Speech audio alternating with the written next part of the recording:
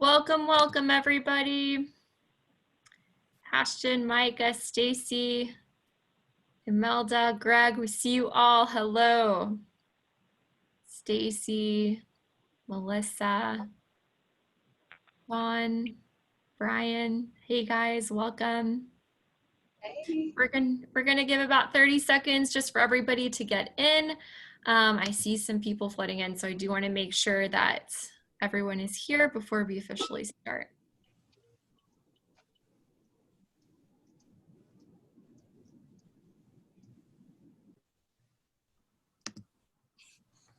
Okay, awesome. I see the number kind of stopping here. So welcome to everybody who has just joined us.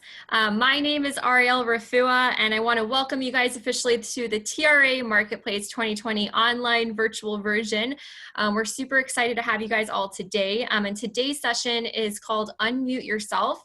And this is a video for your brand. So we're definitely excited to introduce the panel, which we'll have introduced in just a moment. But I do want to let everyone know that throughout this webinar, you can use the Q&A button down below if you have any questions. Feel free to ask. We'll get to it in the moment if we can, or if not, we will make time at the end to do it. And without further delay, guys, I'd definitely like to formally introduce to you our sponsor of the Silicon Hill stage, which is Coca-Cola. Thank you, Coca-Cola, for sponsoring us today. We do have a quick video for you guys. We at the Coca-Cola Company believe the health of our water sources is essential to the health of our communities, which is why we're helping to replenish the mighty Rio Grande, as well as over 30 watersheds across the country. We're also leading water projects in more than 100 communities. And for every drop we use, we're working to give one back, because our products rely on the same thing as we all do: clean water. And we care about it like our business depends on it. Yes, guys. Cheers to Coca-Cola. Cheers to you guys. Thank you, Coca-Cola, for sponsoring us. And to kick off the session, I'd like to introduce to you guys our moderator, Lorena Lagaretta, who is the CEO and executive producer for Dish and Dames. Thank you. Thank you. Thank you so much, Ariel. Appreciate it. I'm excited for today's panel. We have some incredible panelists on here with us today. I'd like to go ahead and start by introducing each of them. I'll just kind of do a quick intro and then actually have them talk a little bit about themselves and what they're doing online. We've got Chef Johnny Stewart, of course, from Texas Style Cuisine. We have Nikki from Asian Mint and from her YouTube show, Nikki Feeding Souls. We've got Cocina Maribel, of course, that's Chef Maribel from Cocina Maribel, and she's just started her online cooking classes. And then Bevan Biggers, we've also have her from, of course, from Taste Bar and Kitchen, and she'll be sharing a little bit about what she's doing as well over in Houston. So Chef Johnny, let's start with you. Kind of give us a little background about your social media and, and video experience. Well, I tell you what, I did not intend mine to be a brand experience when I started it. I would use it in class with some of my students. And so they would always ask me, hey, let's watch this. When we finished our lesson, we'd watch some YouTube, right? And they were like, hey, you're better than that guy. You're better than that guy. So when I started it, I was just throwing recipes out there. And I was in it, a few years before a big YouTuber looked at me and went, hey, you need to get serious about this. And so at that time, I really got serious and started the brand of Texas Style Cuisine. We changed it to Texas Style Barbecue because of searchability. And so it's Texas Style Barbecue and Cuisine on YouTube, just so people could find it. And of course, the term Chef Johnny. Those are the ones that we're working on. And it's going good. We're growing over 37,000 subscribers, 3.6 million views on the channel. So we're doing very well and growing at a very good pace. Excellent. Yeah, you have a great show. I love it. Love watching it. And great recipes. Thanks for sharing so many of them. Nikki, I'll go next to you just because you've gone internationally with your show. Yes, I think that might be just a reflection of myself, who I am a mixed blood of Asian and Texan. I call myself a Thai Texan.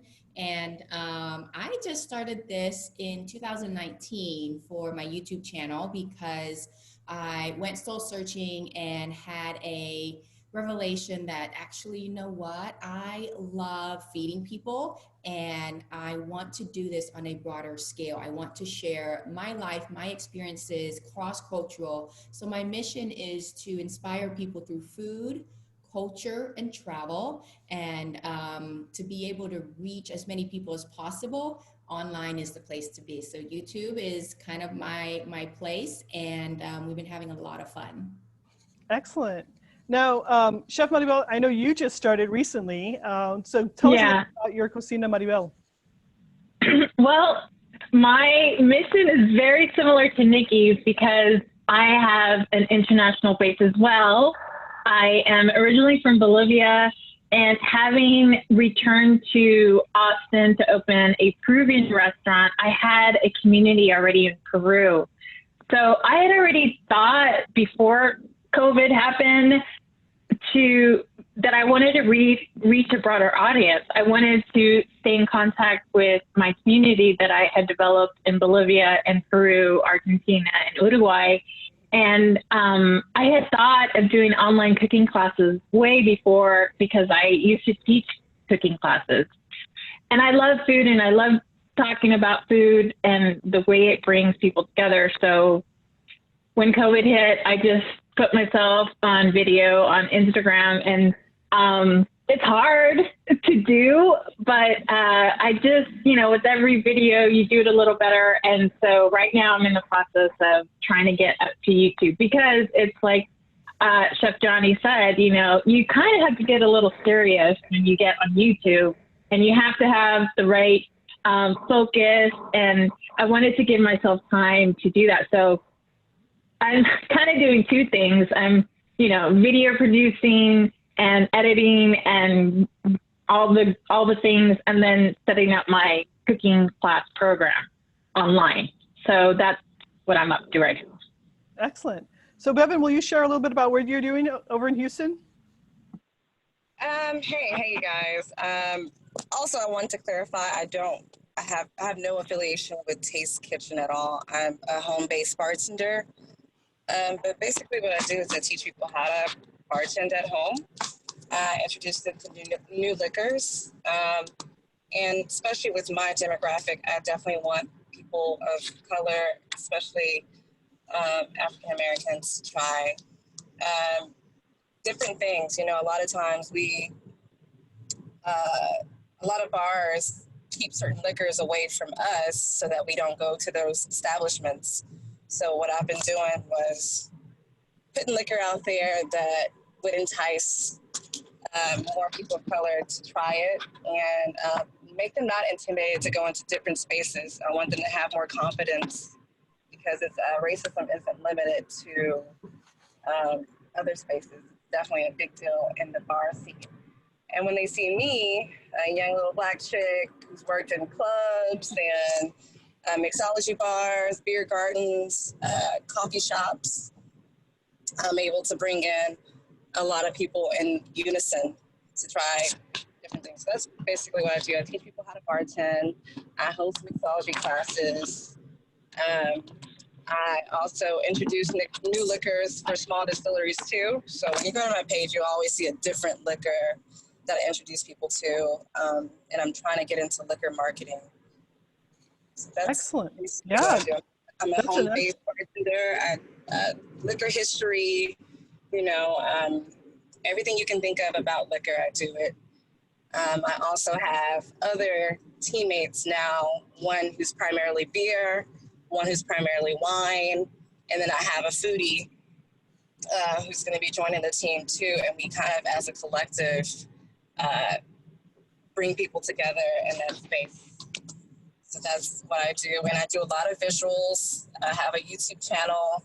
I do all my filming, all my editing, all my photography. I do everything by myself. And I was never any type of film person. I was never good at videos, but I practiced. I got on YouTube, learned. And, you just accumulate the skill set. I just get better and better, add more lights, and you just get better at doing it. And that's pretty much what I do.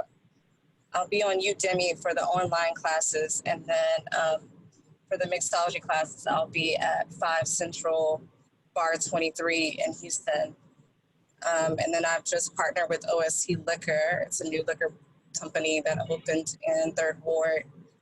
and just looking for more partnerships, more sponsorships. I used to be sponsored by Deep Eddy for a season, so I just move around and just find my space in this industry and bring people along.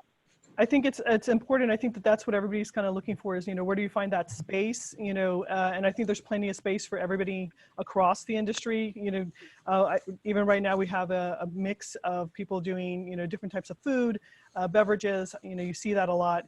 But I got to ask, I'll put the question out there because I think we all kind of started as this was a hobby or this was just kind of something fun to do. And when do you officially say it's no longer a hobby and now it's actually a business? When does that kind of click for you, or has it? Maribel, you kind of touched on it a little bit, and maybe I'll throw the question at you. When did it no longer become a hobby and now it's kind of like, now it's a business? Because you're kind of like maybe really starting out in all this.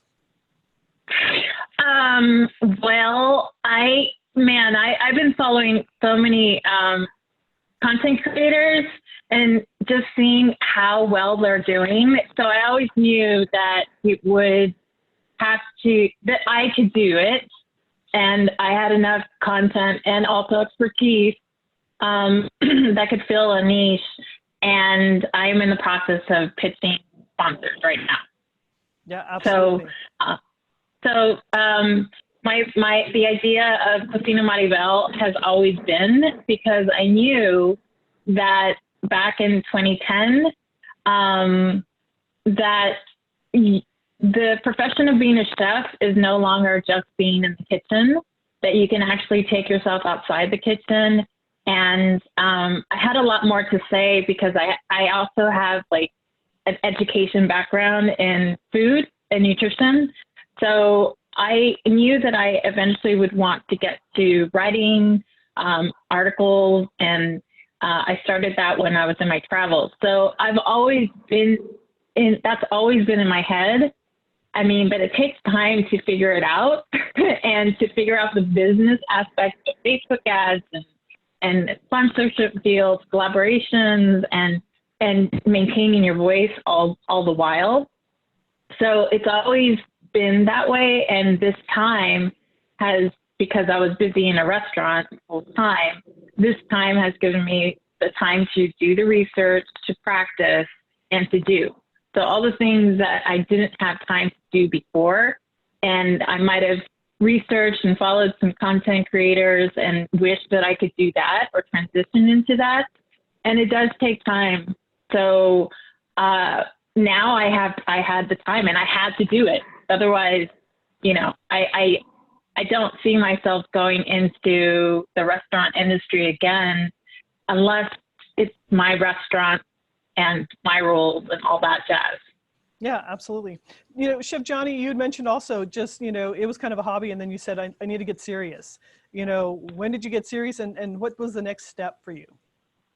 It was about 2 years ago, and a big channel. I mean, they're over 300,000, Ballistic Barbecue. Greg was like, he got hold of me one time and he goes, "Hey, chef, you need to take this serious." He goes, you can do really good and get big at YouTube. And he goes, "You can make some money on it." And I went, "Greg, I'll never make money. I'll never get that big. I'm just throwing my recipes out there." And he came back and said, no. He goes, "You're good in front of the camera and you know your stuff." He says, "Not everyone can get big. You have the ability, but hey, work on your editing, work on your lighting, get this right and that right, and you will." And I go, "Greg, I'll never make money at that." And he goes, "You'll make money right now." And I already had 5,000 subscribers at this time. And I was like, "Really?" My first month, YouTube sent me a check for $139. So that That's was awesome. $139 That's I didn't have. fantastic. But so Greg was kind of the motivator to do that, and he has a wonderful barbecue channel, and so through that, and I just started saying, okay, I'm going to get serious. So look at getting a better camera, better lighting. People will forgive you for bad lighting and pictures. They don't forgive you for bad sound. So you always want to make sure your audio is very good. And so I started working on that and doing those things and trying to pick it up. But Maribel, she alluded to this a little bit about starting. I tell all my students, start now. If you enjoy doing it, there's other people that enjoy doing it. and they will watch you if you make it entertaining. One of I call it the industry standards, if we want to call YouTube an industry, is do the first 50 videos you can as fast as you can, because they're going to be terrible. It will take you 50 videos to learn how to do it right. and so I say, hey, start doing it. You're not going to be perfect, but start doing it and figure out the persona you want to have and put that out there for people. And there's a lot that you can do on here. And I recommend everyone to try to do it that can. Yeah, absolutely. And it does take a little while. You know, Nikki, you've been doing it now. You said since 2019. You're also kind of new at your YouTube channel, but you've been on Instagram with Asian Mint for a while. So what kind of tips do you think? What's a tip that you could share that maybe has been driven your success? I would have to say, I think speaking for myself, you kind of just stumble into it in a way, like you start doing it. And for us, all of us, either being teachers or in the hospitality industry, we're always talking to people, communicating, and really practicing those skill sets, and knowingly that it actually translates into, online presence. And it started off with, okay, now it's video. So my staff's like, you got to do a video promotion for our specials. You have to do a video promotion of this and that. And it just kind of stemmed from there. We started off, Facebook, and now it's Instagram. And then we were one of the first to start doing video. And my team also told me, like, if you're doing email marketing, you need to have a video. Video gets better open rates. You get better engagement. So it kind of builds from there. And as we all know, we are scrolling basis, and we're not reading as much as trying to watch a video or movement and see how engaging it is, like Chef Johnny said. So moving into that, if you didn't know, YouTube is going to be the #1 search engine, because whenever anybody search something, they don't read. Like I said, they're going to go straight to a video. And I think, like Chef Johnny said again, it's time. The time is now to get on YouTube. Practice, practice, practice. I didn't really know what I wanted to do until I met a really awesome supporting community who said, I love your mission. You are really engaging. You have fun. You're very authentic. Do it. Just do it. And I'm like, okay, I'll do it. And then you get more practice and more practice. And as you know, more practice makes perfect. And we're not going for perfection. We're just really going for fun, for education. YouTube started for me in 2019 with my first series. And a really fun backstory is I went to Thailand in 2018, met an amazing videographer team, and we were just talking. And literally I was leaving Thailand 3 days after. And I said, I have 2 days. Do you have availability? And they're normally really booked. And, serendipity enough, they said, I'm free. Let's literally roam Thailand from like 8 in the morning to like 10 at night, visiting, Chinatown, my favorite eating spots. And they just took control and saw the vision and saw what we really wanted to do and created the content. So I don't take credit at all for any of my editing or any of the beautiful pictures they do. It is, the team that makes it amazing. And I do learn it now and then, but I have to stay very focused on what I'm good at and put a team together to make it happen. And we're just growing. It really is not for me about, getting to the millions. It's like, who can I inspire today? That one person who watches my show today, who got inspired to go and change the world in the best way that they were meant to. And as long as I can do that, I feel good. Yeah, absolutely. I use a team as well, and we have a videographer and we use a food photographer as well when we go into shoots. And it's important that you use the right people, the right equipment. You capture that right content to really highlight all of it. Let me ask, put the question out to the group. What kind of equipment are, besides a team of people coming in, what kind of equipment should we be looking for? I mean, what's the basic novice, videographer going to be using? What do you all use for your shoots? Oh, well, I can answer this one for sure. I started off with a webcam. I actually still use the webcam for my videos, just for the center part, so I can see myself. Uh-huh. But lighting, there's 3 lights that I got off of Instagram. One comes in a 2-pack, but I do the circle light, the circular light for the center, and then I use 2 lights on the side. The lighting is everything. It can make a really bad, ugly camera look amazing, because I still use my webcam.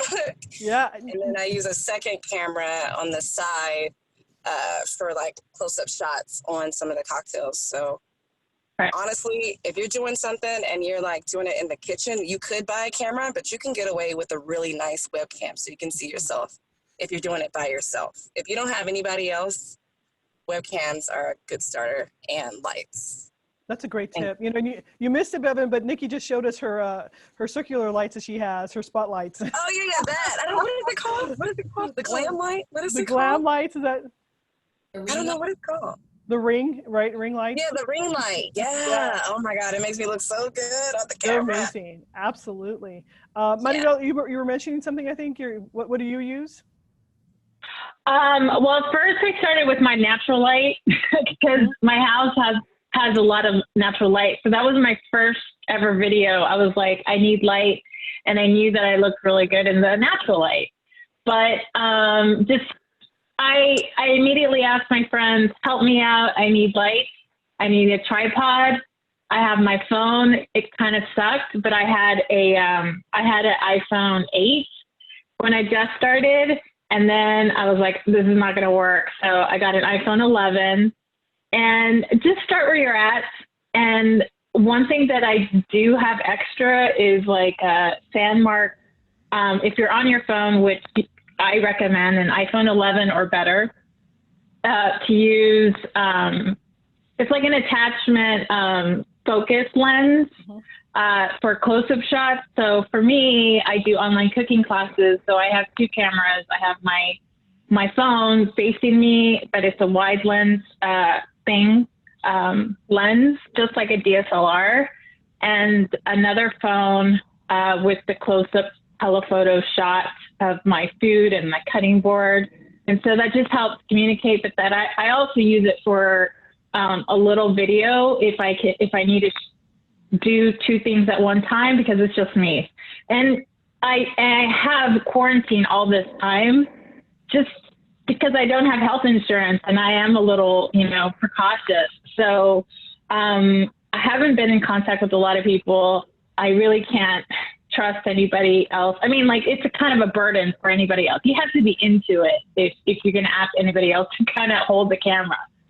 So I've just kind of maneuvered that. So a tripod, iPhone 11, or the best Android you could get, and lights. So I'm at this point now of getting better lights, and I need to look for a DSLR. And then last but not least, you kind of need a computer, which I don't have right now. I have my computer, but it's old. It's a 2013 Mac, and that's been frustrating because I haven't been able to do a workflow on my computer yet. So I've been on my phone, but that just means that you just have to start where you're at, and then you go from there. Yeah. As far as editing, Chef Johnny, what are you using for editing? Right now, I have Sony Vegas, but I am moving over to Adobe. I got the program now. I just have to learn how to use it. That's you're not a computer person. Oh my God. That's the tough part. And if I could kind of just go back on the camera issue of this, is I have friends with channels that have 20 and 30,000 subscribers that use nothing but their cell phones. Yeah.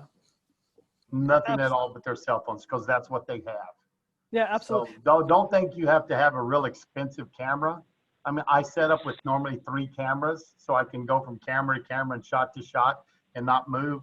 But you can start with an iPhone and get a little plug-in mic that works with it, and you can go to town with an iPhone.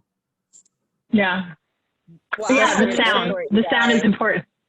Yeah. And my Android is off the chain. I have an LG. Everybody's like, what kind of iPhone is it? I'm like, oh, Little do you know, this is an LG Android phone. Oh, I love that.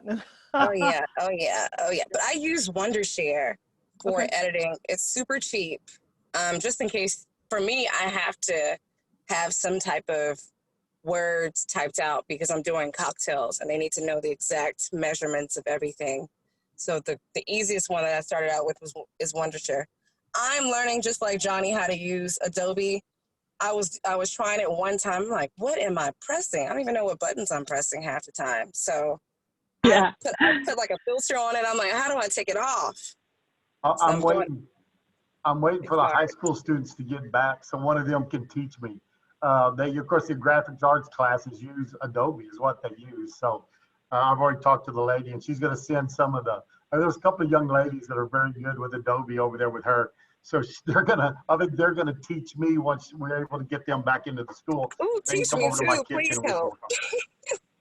Yeah, please help, because so we film everything in 4K, and we edit everything, you know, on Adobe Pro and everything, and we do all these fancy shots and stuff. But I've got to be honest, some of the awesomest shots I've taken personally have been on my iPhone, and I'm really proud of that because that's not the team working, that's actually me doing it, you know, natural light or something, and I think that is the best. You know, sometimes natural light and that natural setting is just fantastic on your phone. So The natural you're light right. is great. Mhm. It is Yeah, great. natural light is amazing. Go ahead. You have to be careful not to wash yourself out with it, which can't happen. I film in my outdoor kitchen, so there's a lot of natural light. It is covered, so I do have a lot of natural light coming in, but I do supplemental lighting to help light up, you know, some of the shadows and stuff. But natural light makes food look beautiful. So if you get it close, you know, like Maribel sitting now, you can set up a table right there, put everything on it, and film or photograph and catch that natural light coming in. It works wonderful. Yeah. Yeah, absolutely. I'll say this, you know, also just kind of talking about, you know, backgrounds and everything, you know, what kind of backgrounds are y'all using for maybe food, some of the food shots or the drink shots? You know, I know that a lot of people like to use some of the actual panels that are already created for them.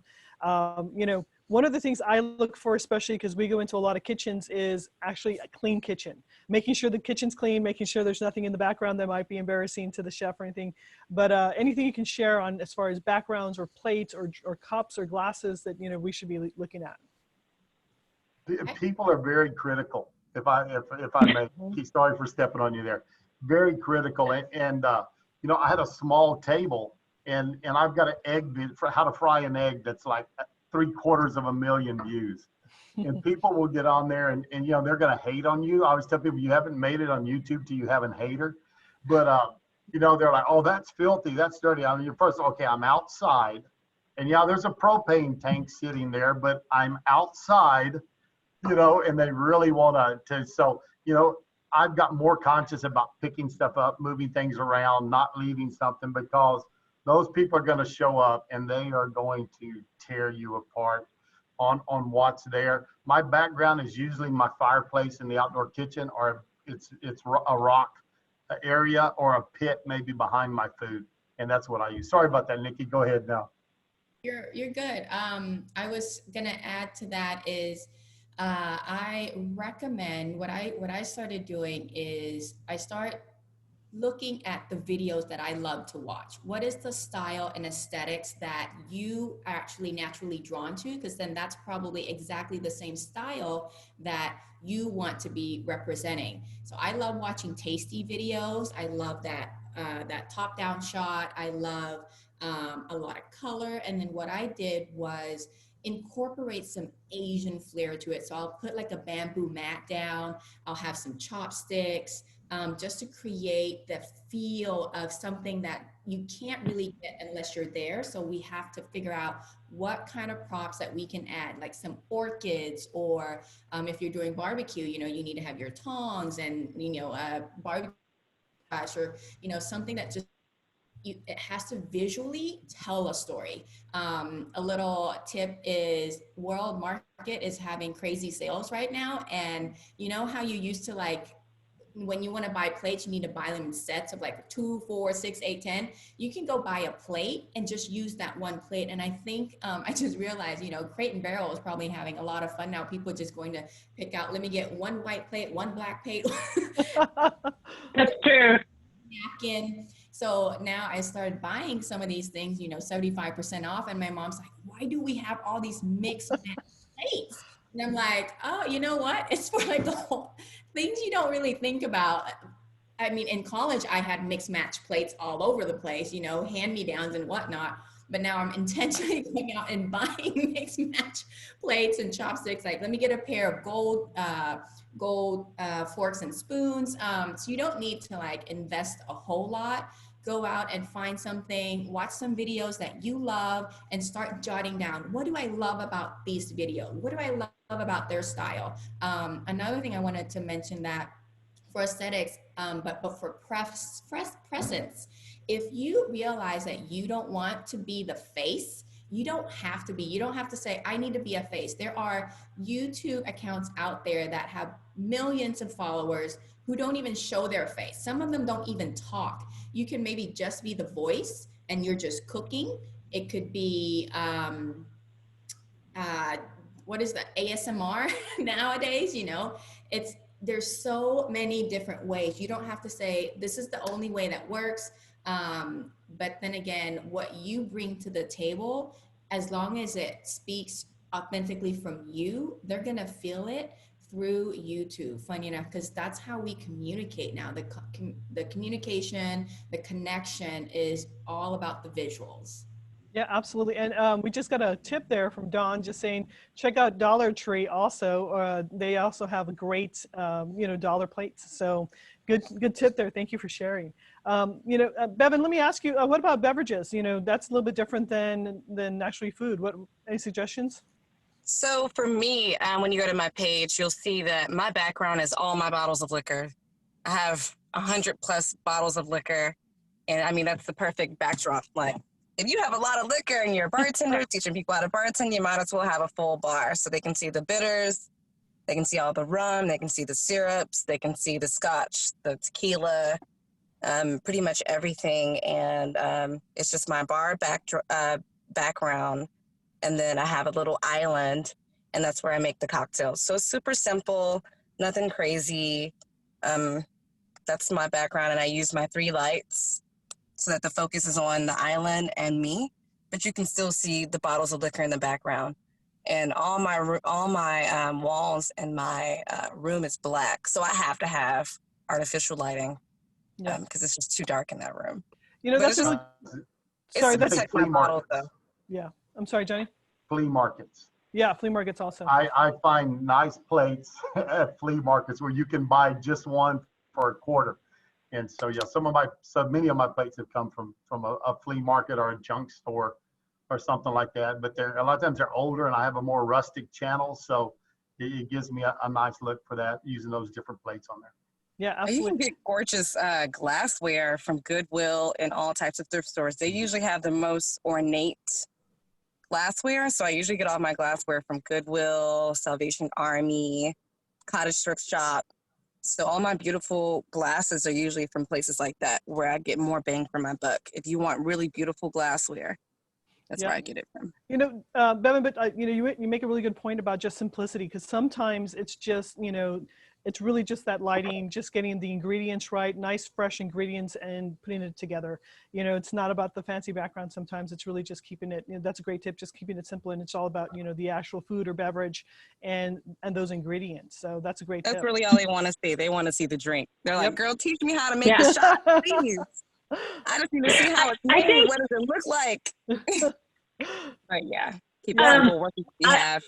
I wanted to add, I think just having the sense of originality and where you're at in your place and just own that.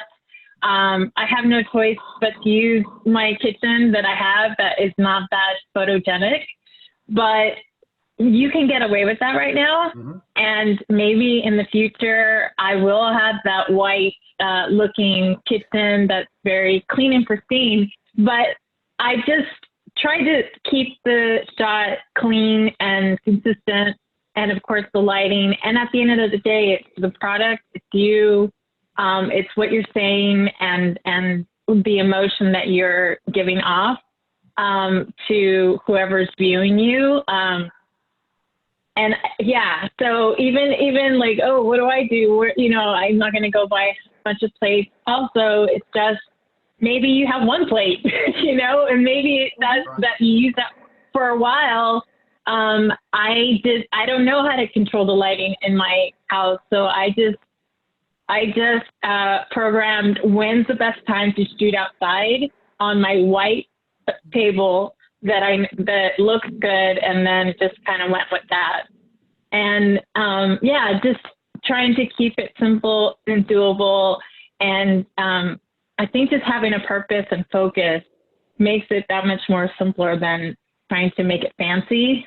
Yeah, absolutely. I think, that consistent brand messaging as to who you are and what you do when you're in the food or the beverage that you're actually highlighting is really key. I'll ask this question, and I know we're getting short on time, but, I'll ask this question, besides the cameras, besides the content creation, what else does someone need to do? I mean, there's so many other, I look at Dishing Dames, and there's so many other components to what we have to do is, the website has to be right. We have to, optimize SEO. We need to make sure that, things are I'm also engaging with, viewers. How do you guys handle all that? What are other things that people should be, what else should people be doing or looking at? I answer every comment. And, I get a lot of comments, but I respond back to every comment I get. I think that's important so that people know you care about them. Work on before you start, decide on your persona, what you want it to be, what you want it to be like. I think that's very important. And the other thing is thumbnails. Make a beautiful thumbnail. That's one thing I've been working on, and I've gone back to old videos now and replacing thumbnails with better thumbnails. So I had a tri-tip steak I roast that was not a very good thumbnail, and it didn't have great views. So I cooked another tri-tip the other day, and I took one of those photos and I replaced the thumbnail because I had discarded all the thumbnails from that old video. And guess what? It started getting views because I just put a new thumbnail on it. And so your thumbnails are very important, but figure out what you want to do, how you want to come across, and kind of figure that out. And then, hey, get started. What I wanted to add to that, it can get overwhelming because there's so many platforms. Pick the one that you feel is in most alignment to where your people are, and just do that. Start with one and then cross over if you need, and just start sharing, because now all the platforms are all semi-connected. And it's overwhelming. So pick one. If it's YouTube, you do YouTube. If it's Instagram, you do Instagram. If you do Facebook, you share it to Instagram, and vice versa. It just kind of gives you a sense. And then it's also a great test to see where is your most engaging people are. And then you just communicate with them that way, and ask more questions. They might watch something, say, hey, I love this, and then start asking, because you're trying to find you. At the same time, they are your best feedback, because they're going to tell you, oh, I love this about you, and this about you, and this about you. I'm like, oh my God, I never even thought about that. But because it came out so authentically, and you just do it naturally, like even in your sleep, but they caught on to that, and you're like, okay, now I need to do more of those particular things that attract more people, or they feel connected with. So use that platform, ask the questions, and try not to get overwhelmed, and just do it. Yeah. Maribel, anything you'd like to add? I think you started off with engaging, because it is a social network. So look to other people, and it's not post and ghost. It's, post and engage, and create a kind of community. I started on Twitter in the restaurant industry when it started, right? And I opened a restaurant based on my community that I had developed for the restaurant group. And we opened just based on a tweet. We had a great offering. I think it was free appetizers and half off margaritas. Okay. But I filled that whole restaurant, on a soft opening just on a tweet. So I've always been a believer about your social media community and building that and following people, engaging in what they're doing. And yeah, you do have to spend at least an hour or two a day. I know that sounds a lot, but and then also communicating with your own voice via your newsletter, and then all the optimization I've just started. I mean, it's like one task at a time, and then just seeing the overall picture versus, getting overwhelmed. It is overwhelmed. It can be a lot, Bevan, what about you? What about you? What are you using or what other tips does someone need to be looking at besides just the content creation? Well, I use all platforms, but I have them all connected to one another. So I usually post a video on YouTube first, and then I post on Instagram. And for Twitter and Facebook, I share the link of my YouTube channel because I want more subscribers. But I pretty much kind of get a good engagement on all three. YouTube is the one that I'm working on the most. But if I get too busy, because I still bartend and I still do other stuff, I do private events and gigs. So the easiest thing for me is to bulk up on videos and to gradually post them and schedule them to be posted. I just try to always try to stay engaged. Always see what's going on. If there's like a song that's popular, if there's a show that's popular, find a way to connect it to me. Oh yeah, absolutely. Like even the WAP song. I know some people don't agree with the song, but hey, I work in bars, so I'm not really where the kids are. Come in after 8 o'clock and it's just all adults. So I made a private secret menu at a bar that I do my bartending at, and I connected it to my website, and then from that website, they're now on my YouTube, and they're now on my Instagram. So you just find ways to engage no matter where you are in the world and connect it to you. You always want to take up some type of real estate, and you always want somebody to see your name, your tag, your hashtag, your business card. Always try to stay connected with other people and find like-minded people, because then you can make it, you can expand even more. But always try to find ways to stay connected, stay hip, and know what's going on.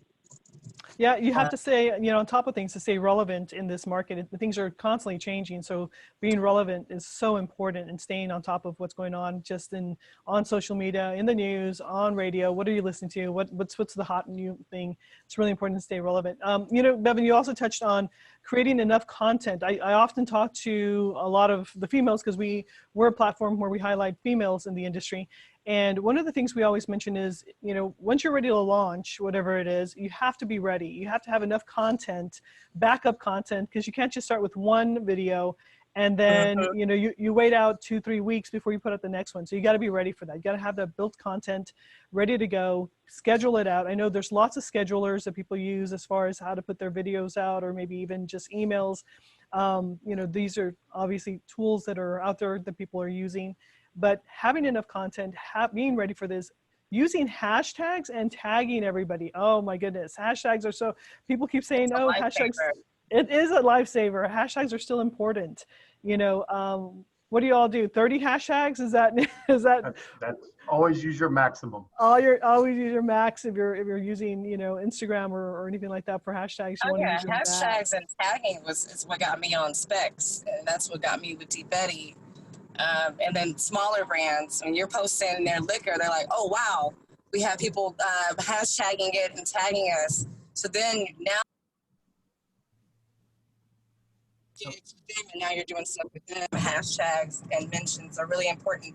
The perk of Instagram is that, let's say you don't have any video content, maybe you use it up. You can still post photos in between. So maybe you did a video this day, and the next day, if you're doing food, you can show a really gorgeous photo of your dish.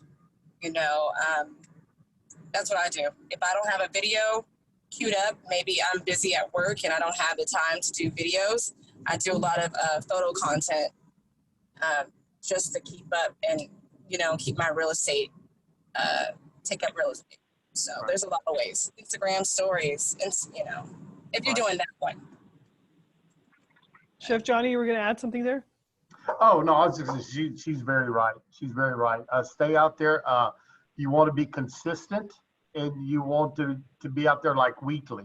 You know, especially if you're doing food, you want to get out past weekly. But if you can be every week at the same time, because people want to know when your content is coming up. So that's very important to do that. And of course, you know, I'm on Facebook, Instagram, and the only Twitter I have is what automatically goes there from Instagram. But on Instagram, videos are king now. People want to watch videos. You look at the big channels on Instagram, they're doing videos, not just pics.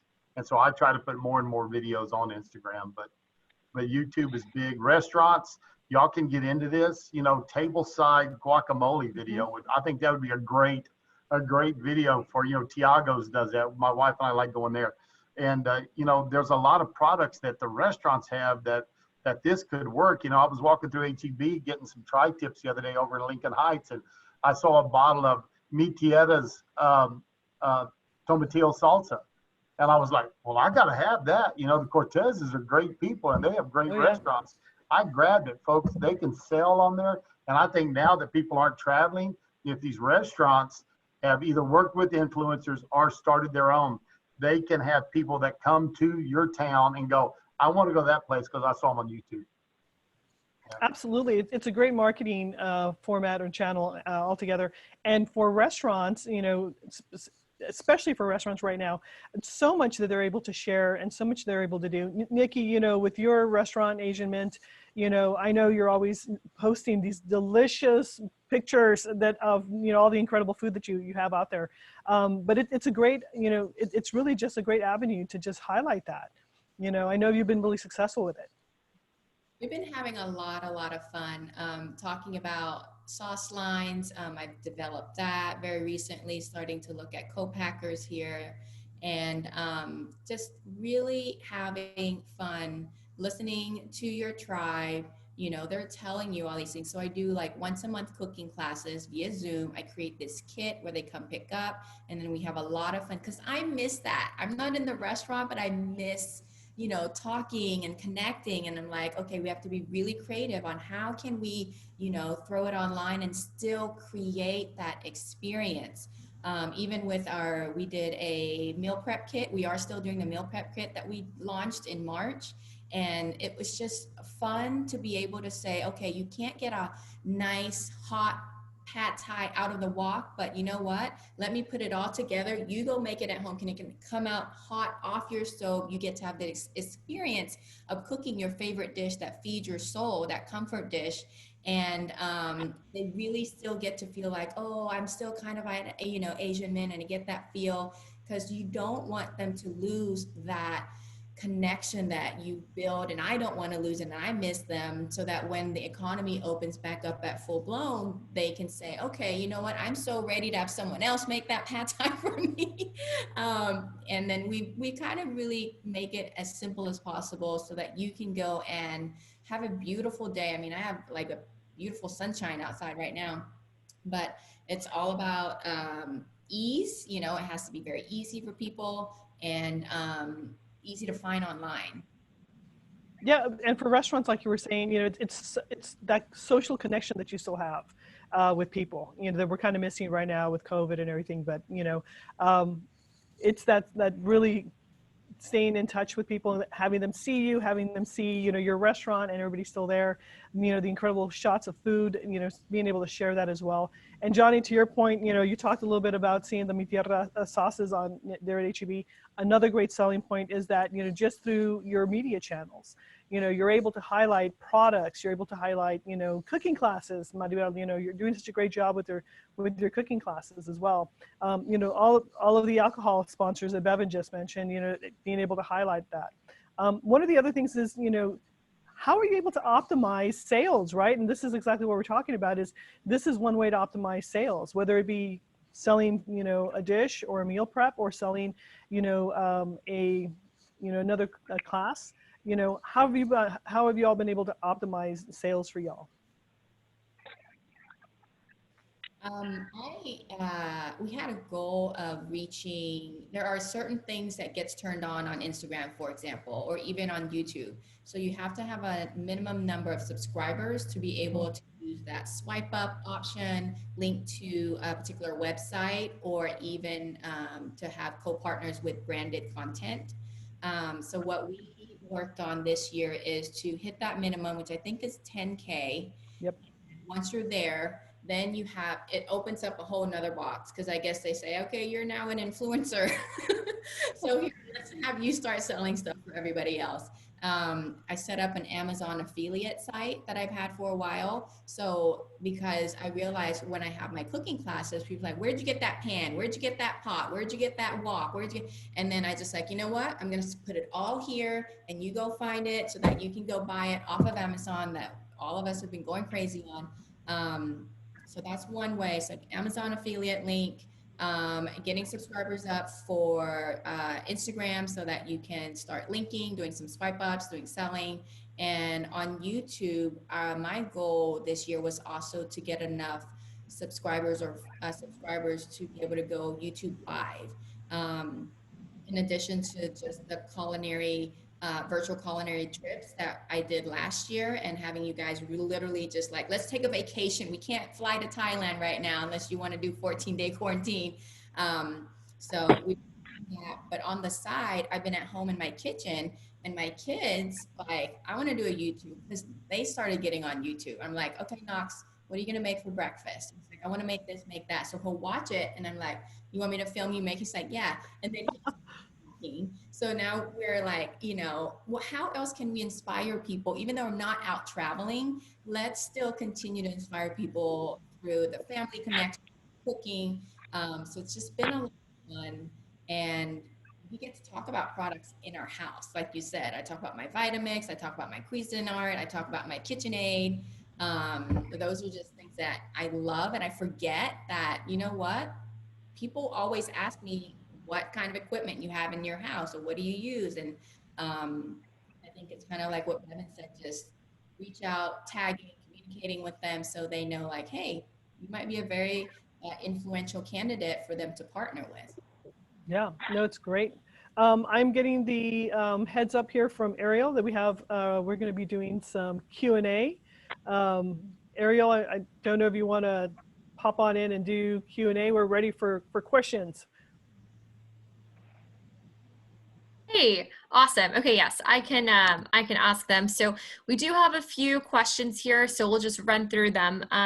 So from Anna Loera, we have, I am a newbie for this. Can you let us know specifically the lighting you all use or recommend?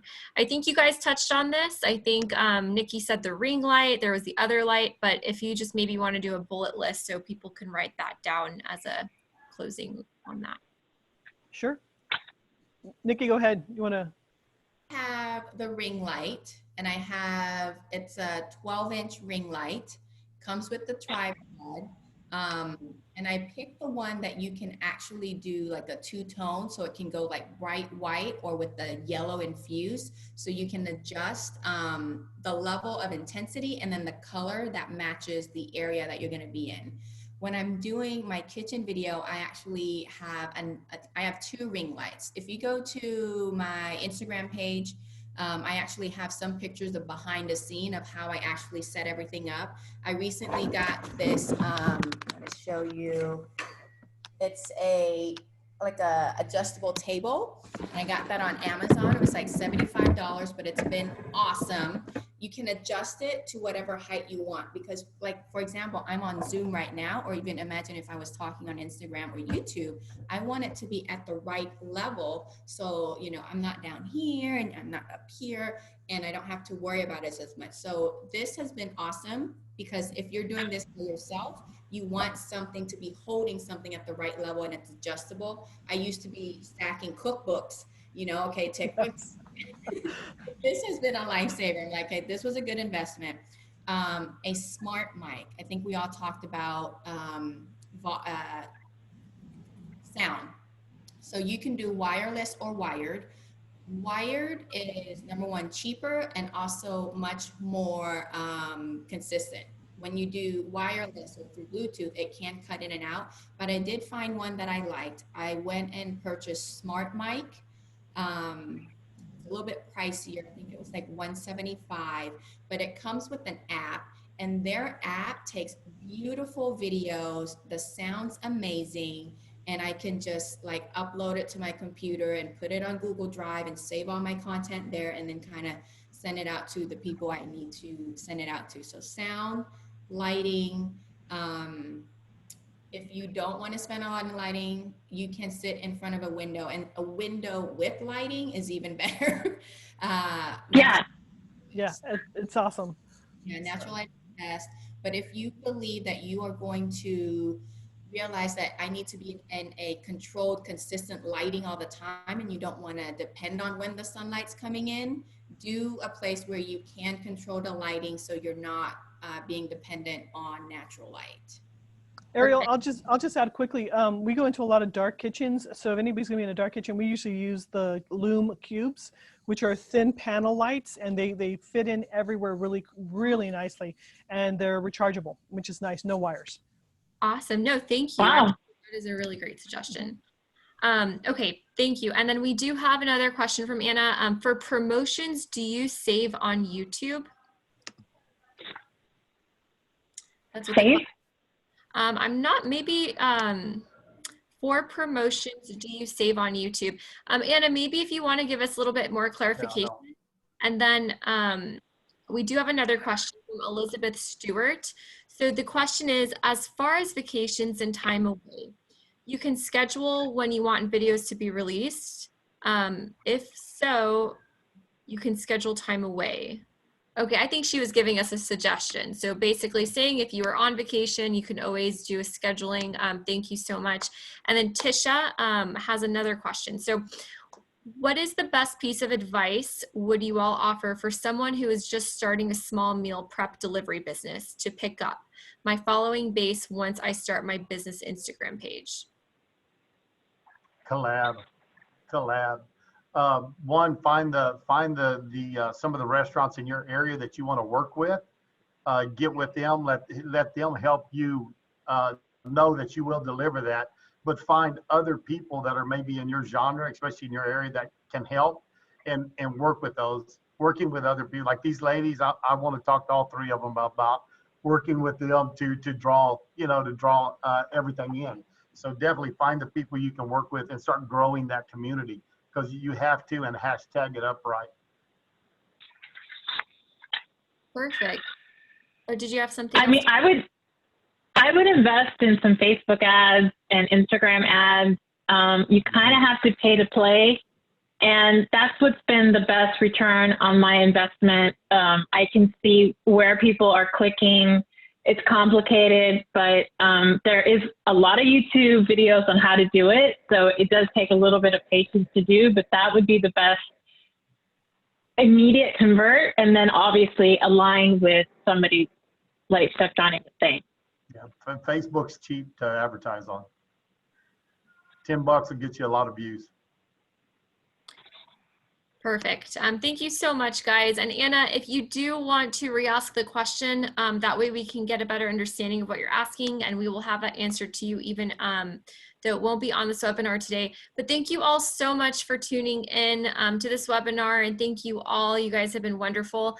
And attendees, again, if you have anything, feel free to message us, and be sure to be here for the next webinar on this stage at 2:30. It's Consumer Insights from Coca-Cola. Thank you all so much. Thank you guys. Thank you. Thank you. So amazing. Bye. Bye.